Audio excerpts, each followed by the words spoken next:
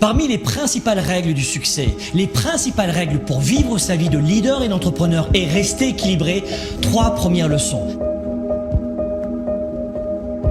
Première leçon, choisissez votre environnement.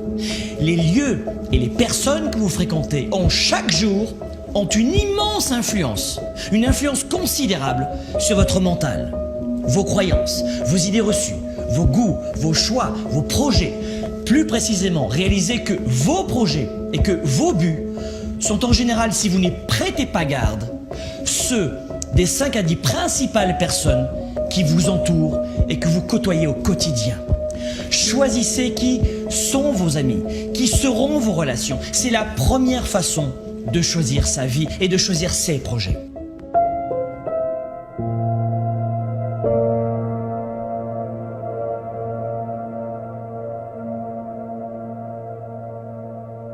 Leçon numéro 2, vous voulez ressentir la victoire, vous voulez atteindre le sommet, changer de vie, progresser chaque jour.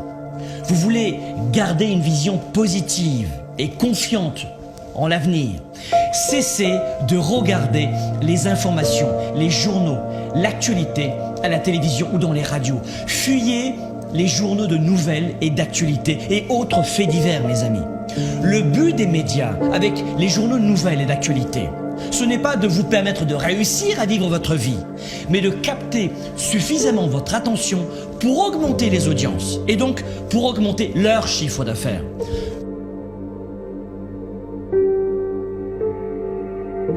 Leçon numéro 3, soyez déraisonnable. La leçon numéro 3 est essentielle pour les règles du succès.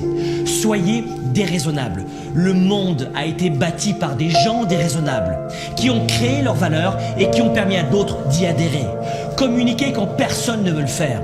Démarchez les clients les plus difficiles. Augmentez vos standards. Ayez l'audace de voir grand quand votre entourage voit petit. Ayez l'audace de choisir vos valeurs, de suivre votre cap et non la masse.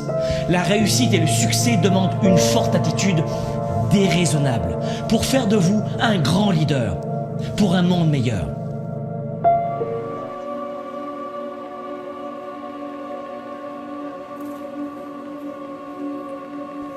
Soyez flexible. Le succès demande de la flexibilité.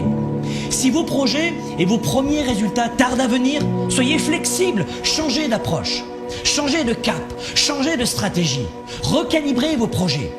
Si ça ne fonctionne pas en passant par la porte d'entrée, passez par la fenêtre. Soyez flexible. Il n'y a pas de grand succès si on n'est pas flexible. Votre futur sera ce que vous en faites si vous êtes flexible. Pensez à l'avenir.